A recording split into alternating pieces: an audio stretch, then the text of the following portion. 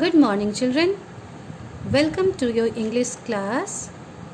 Today we would be moving towards the next chapter. But before we proceed to chapter number 12, let us first learn OW sound words. In all the chapters, what we have done till now, you all might have seen and studied, and if you still remember, in every chapter before the chapter started there were sound words of different alphabets, isn't it? Till now you have done AR sound words, OU sound words, ITCH sound words, WH sound words. Today we would be doing OW sound words. That means all those words which has OW in it and how those words are pronunciated. आज हम सारे OW words को pronounce करेंगे जो इस page में दिए गए हैं, पेज नंबर 48 में. उसे पढ़ेंगे, उसके pronounce करने का तरीका सीखेंगे और उसके मीनिंग्स को जानेंगे. Okay, so let us begin. BELOW below, LOW low, BOW bow. The way I am speaking, the way I am pronouncing the words, you all also speak along with me. आप सब भी मेरे साथ साथ इस video को सुनकर बोलें. अपने सामने बुक रखें और जैसे जैसे मैं वर्ड्स को प्रोनाउंस कर रही हूँ आप भी वैसे वैसे प्रोनाउंस करें. Okay, and afterwards also you practise it the way I have spelled out, I have pronunciated the words. ROW row, TOW tow, SOW so, MOW mow, SLOW slow, FLOW flow, GLOW glow, BLOW blow, WHEEL wheel, BARROW barrow, wheel barrow, NARROW narrow, SPARROW sparrow, TOMORROW tomorrow, CROW crow, GROW grow, THROW throw, KNOW no, SHOW show, SNOW snow. Okay, so this is the way how we pronounce these words. Now come to the spelling, to the meaning of these words. Okay, I have written down these words only. These are the words which I have written it down here in this sheet of paper, and now I would be explaining you the meaning. Children, don't worry, you don't have to learn the meaning of these words. ये meanings आपको learn नहीं करना है, meanings नहीं पूछे जाते हैं exams में. But I always try to explain you the meaning of each and every word so that you come to know what does each word mean. मैं मीनिंग हमेशा इसलिए समझाती हूँ, इसलिए बताती हूँ ताकि आप बहुत सारे नए वर्ड्स का मीनिंग जान पाएँ. जितना ज़्यादा नया वर्ड आप जानेंगे उतना ज़्यादा आप अपने कन्वर्सेशन में इन नए वर्ड्स को यूज़ कर पाएंगे. The more you know the word, the more you know a new word and the meaning of that word, the more comfortable you would be in using those words during your conversation. And this will also make you confident. ये साथ ही साथ आपका आत्मविश्वास भी बढ़ाएगा कि आप बहुत सारे नए वर्ड्स को जानते हैं और साथ ही साथ उसके मीनिंग्स को भी जानते हैं. So listen to the video very carefully. You don't have to write any meaning in your copy. आपको ये कॉपी में मीनिंग्स कहीं नहीं लिखने हैं. आप अगर इसे लिखना चाहते हो तो आप रफ़ कॉपी में कहीं लिख सकते हैं इसे, लेकिन आपको क्लास वर्क कॉपी या होमवर्क कॉपी में कहीं भी मीनिंग नहीं लिखना है. आप चाहें तो इसे रफ़ कॉपी में लिखें. चैप्टर्स के जो मीनिंग होते हैं वो मैं ज़रूर देती हूँ लिखने के लिए, वो आप लिखें. But these sound words meaning it's not necessary to write. If you want you can write it in your rough copy, ताकि आपको जब मन करे देखने का, पढ़ने का, आप उसे खोलकर पढ़ सकें. Now below, the first word below means under, नीचे. Okay, the water is below the level. पानी जो लेवल है उसके नीचे चला गया है. और बिलो द मार्क्ड लेवल, जो मार्क किया गया है एक लेवल, उससे नीचे पानी चला गया है. ओके. लो, नॉट टॉल और हाई, ना ज़्यादा लंबा. लो जो बहुत ज़्यादा लंबा या ऊंचा नहीं हो उसे लो बोलते हैं. ओके. जिसकी हाइट बहुत ज़्यादा नहीं हो या जो बहुत ऊंचा नहीं हो उसे लो कहते हैं. अ लो हिल, एक छोटा सा हिल, एक छोटा सा पहाड़. Bow, a weapon for shooting arrows. अभी लॉकडाउन के पीरियड में आपने देखा होगा टीवी में Ramayana and Mahabharata was shown and you might have seen the warriors. जितने योद्धा थे वो तीर धनुष का इस्तेमाल करते थे. सो तीर एरो होता है और धनुष बो होता है, एक ऐसा हथियार जिससे कि तीरों को चलाया जाता है. अ वेपन फॉर शूटिंग एरोज. एक बो तो ये होता है और एक दूसरा बो होता है जो गले में इस तरह से पहना जाता है. You might have scene small kids, छोटे छोटे बच्चों के शर्ट्स में या गर्ल्स के फ्रॉक में इस तरह का गले में बो बना रहता है. आप सबके पास भी ज़रूर कोई ना कोई ड्रेस ऐसा होगा. You all might be having some or the other dress where you will find bow on the neck. Neck पर, गर्दन के पास ये बो का design. In the frocks this is not necessarily in the neck part. Frock के दूसरे हिस्से में भी इस तरह के बो के डिज़ाइन होते हैं. Row, to move a boat using oars. Oars का इस्तेमाल करके, चाकू का इस्तेमाल करके. See this is oars. See look at the picture here, can you see. ये चाकू जिससे कि बोट चलता है, this is called as oars. Okay. Tow, to pull, खींचना. सो, प्लांट सीड, बीज बोना. The farmers sow seed in the field. किसान खेत में सीड्स बोते हैं. Mow, cut down grass with a machine. You all might have gone to the park. Park में आपने देखा है ना, घास सारी के सारे जितने भी घास होते हैं, ग्रास होता है, वो बिल्कुल एक लेवल में रहता है. It is all done with the help of this machine, जिससे कि घास को, ग्रास को काटा जाता है. Slow, not quick. The tortoise is very slow. कछुआ बहुत धीरे है, बहुत धीरे चलता है. Flow, move. फ्लो करना मतलब मूव करना. The river flows besides my house. नदी मेरे घर के पास बहती है. Glow, give a dull steady light. बहुत ही धीमा रोशनी, उसे कहते हैं glow. Blow, hard stroke with a hand. हाथ से चपत लगाना, मारना, तमाचे लगाना. That is called as blow. Wheelbarrow, a small open cart with one wheel and handle used for carrying small loads.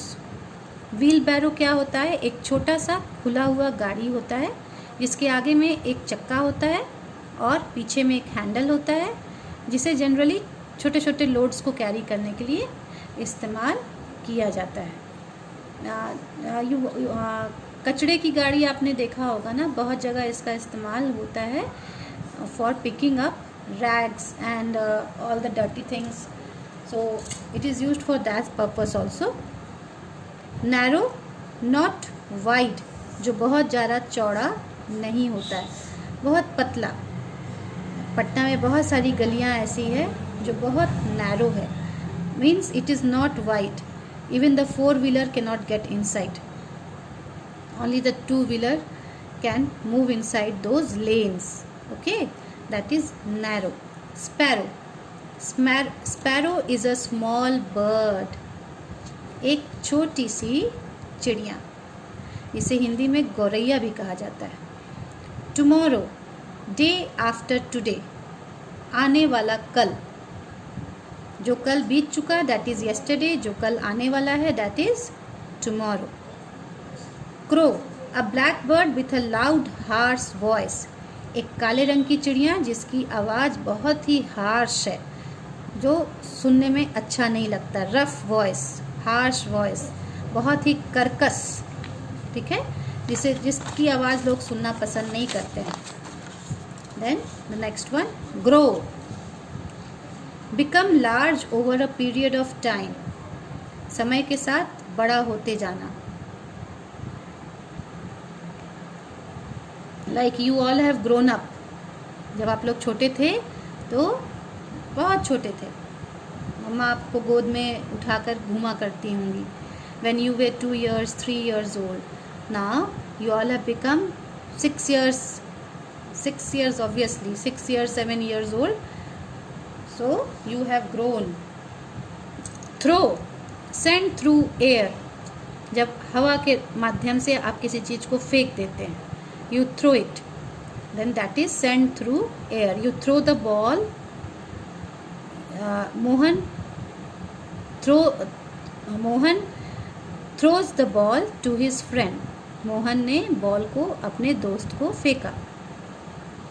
No, जानना, to be familiar with something someone, किसी को या किसी चीज़ को जानना, उसे कहते हैं know. Like if somebody wants to teach you addition, तो आप उसे क्या बोलेंगे? I know addition, I have learnt in the school, मुझे तो एडिशन पता है, मैंने तो स्कूल में सीख लिया है ना। So know means to be familiar with, जिसे आप पहले से जान जाते हैं। शो, टू डिस्प्ले, कोई चीज़ को दिखाना, डिस्प्ले करना, सामने दिखाना। Like the shopkeeper showed different types of sarees to my mother, or the shopkeeper showed different types of toys to my brother. Snow, snow मतलब soft white beads of frozen water, जमा हुआ पानी, that is ice form, soft बिल्कुल मुलायम, soft white colour के छोटे छोटे टुकड़े जमे हुए पानी के, that is frozen water, water in the form of ice, ice के फॉर्म में जो पानी हो। आपने देखा होगा जब हिल स्टेशन को दिखाया जाता है मूवीज़ में या टीवी में, आपने देखा होगा that there is a snowfall होता है and very small bits of white colour snow but falls from the sky and it looks so beautiful, और वो कितना सुंदर लगता है, isn't it? Now with this we have come to know the meaning of all these words that are given on page number 48. Once again I will read out these words.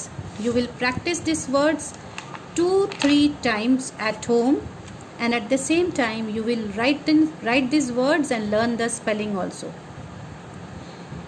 Below, low, bow, row, toe, so, mow. Slow, flow, glow, blow. Wheel, barrow. Narrow, sparrow, tomorrow. Crow, grow, throw. No, show, snow. Here in this word no, K is silent. Okay, K is silent, so you say no. Now come to the next chapter, that is the crow's nest. Now in every chapter you get to know a different story. One by one you have read so many stories. So once again, this is a story time and I am going to explain you this story. The crow's nest. कौवा का घोंसला. Kalu the crow lives in a nest. Kalu जो कौवा है वो एक nest में रहता था. It is growing hot. गर्मी बढ़ने लगी. So he goes for a holiday to another tree. As it was getting hot, what did Kalu do? He goes to another tree. Why did he go there? To have a holiday. हम सब भी ऐसा करते हैं ना गर्मी की छुट्टियों में. When it gets very hot, we try to go to some other place. Most probably we try to go to some hill station. किसी ठंडे जगह पे हम जाना चाहते हैं ताकि अपनी गर्मी की छुट्टी को बढ़िया से बिता सकें. In the same way, when it was growing hot, when it was getting hot, Kalu decided to go to another tree to spend his time, to spend his holidays, or he wanted to have a holiday for a few days. A river flows near the tree. इस पेड़ के पास एक नदी बहती थी. Flow करना मतलब बहना. Kalu rows a boat in the river. What did Kalu do? He rowed a boat. Now see how talented Kalu is. Kalu को बोट चलाना भी आता है. सो कालू इस बोट पर बैठ गया और उसने क्या किया, इस नाव को नदी में चलाया. He likes to work in the garden. Kalu likes to work in the garden also. That means Kalu is hard working also. He sows seed in the garden. उसने गार्डन में बीज बोए. He mows the grass. He even mows the grass. That means he cuts the grass. Grass को बिल्कुल बराबर बराबर छोटे छोटे टुकड़ों में काट देता था ताकि वो बहुत सुंदर लगे. He has a good time for 5 days. Kalu 5 days तक अपने हॉलीडेज को एंजॉय करता. He had a very good time there. He did gardening, he sowed seeds, he mowed the grass and he spent his time very happily for the 5 days. He goes back to his nest. Now his holiday was over. उसकी छुट्टियाँ पूरी हो गई. अब वो वापस अपने nest पर चला गया, अपने घोंसले में चला गया. But there is a green parrot with a red bow in his nest. पर जब वो वहाँ गया तो देखा, what did he see? That there was a green parrot and that parrot was having a red bow in his nest. Red bow in his neck. And Crow was very surprised. Crow को बहुत ताजुब लगा. That how come this parrot is here in my nest? This is my nest. And how parrot has come here? This is my nest, says Kalu. जब कौवा 5 दिन की छुट्टियों के बाद वापस अपने पेड़ पर गया तो वहाँ देखा कि अरे उसके घोंसले में तो एक तोता बैठा हुआ है और उसके गले में लाल रंग का बो है. उसे बहुत आश्चर्य हुआ कि ये कैसे मेरे घोंसले में आया. He said, this is my nest. ये मेरा नेस्ट है, says Kalu. But now I live in this nest, says the parrot. Parrot कहाँ कम था. पैरट ने कहा, no, I live in this nest. ये तुम्हारा नेस्ट होगा. But now I live in this nest. पर अब तो मैं इस नेस्ट में रहता हूँ. पैरट ने ये बात कौवे को कही. What happened after that? The crow gives a blow to the parrot. Crow ने पैरट को एक बार लगा दिया बढ़िया से. गिव अ ब्लो मीन्स ऐसे चपत लगा देना. ये आप सब भी करते हैं क्या स्कूल में? जब फ्रेंड्स के साथ तू मैं होती है, do you do like this in school? No, you are a good children, you don't do this. और कभी गुस्सा भी आए तो ऐसा नहीं करना है, कभी भी किसी को भी मारना नहीं है, ये गलत बात है। If anybody does wrong you go and complain to your parents or your teacher, but do not give a blow, पर किसी को मारना नहीं है। The parrot also gives a blow to the crow, तोते ने भी कौए को एक लगा दिया। तोता को भी गुस्सा आया कि अरे इसने मुझे मारा, लो अब मैं मारता हूँ। तोते ने भी कौए को मारा। There is a big fight, अब दोनों लड़ने लगते हैं। All the animals come to see the fight, सारे एनिमल्स जितने हैं उस जंगल के सब आ जाते हैं उस लड़ाई को देखने के लिए। The fox says go to the king. Now the fox, this is a very cunning, a very clever animal, ये एक बहुत धूर्त एनिमल होता है, जानवर होता है। उसने कहा इन लोगों को कि गो टू द किंग, आप सब किंग के पास जाओ। Who is the king? Lion is the king of the jungle. He is sitting under the big rock. Fox ने इन दोनों को बताया कि तुम लोग जाओ राजा के पास, जंगल के राजा के पास, वो एक बड़े से पत्थर के नीचे बैठे हुए हैं। He knows what to do, उन्हें पता है कि क्या करना है। The two birds go to the big rock, दोनों चिड़िया उस बड़े से पत्थर के पास, यहाँ पर आप देखिए एक बड़ा सा पत्थर है ना, ये दोनों चिड़िया उस बड़े से पत्थर के पास चली जाते हैं। The eyes of the cunning fox glows, अब इस कनिंग फॉक्स के आंखों में चमक आ जाती है, glows. He thinks I will eat them, और वो सोचता है कि जैसे ही दोनों चिड़िया इस पत्थर के पास आएंगी, आई विल ईट देम, मैं इन्हें खा जाऊंगा। But I must go slow और दे विल फ्लाई अवे। पर वो बहुत चालाक भी था और बहुत अलर्ट भी था।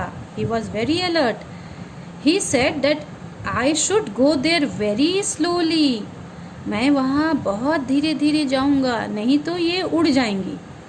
When the birds reach the rock, जब दोनों चिड़िया उस पत्थर के पास पहुँचते हैं, they hear a voice saying, उन्हें एक आवाज़ सुनाई देती है, Come here and tell me your story, यहाँ आओ और मुझे अपनी कहानी सुनाओ।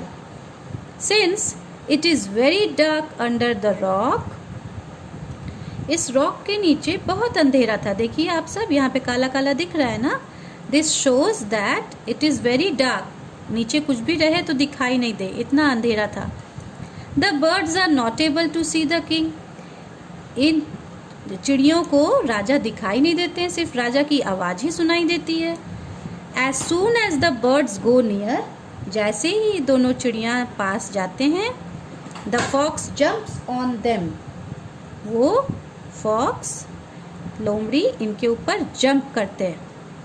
ही kills and eats them, and after that what does the fox do? The fox kills the birds and eats them. So what do we learn from this story? What is the message that this story gives? This message that the story gives is that we should not listen to cunning people. Before taking any step, we should first think over it. कोई भी कदम उठाने से पहले हमें बहुत सोच समझकर उठाना चाहिए। Now with this, we have come to an end of the story. Thank you.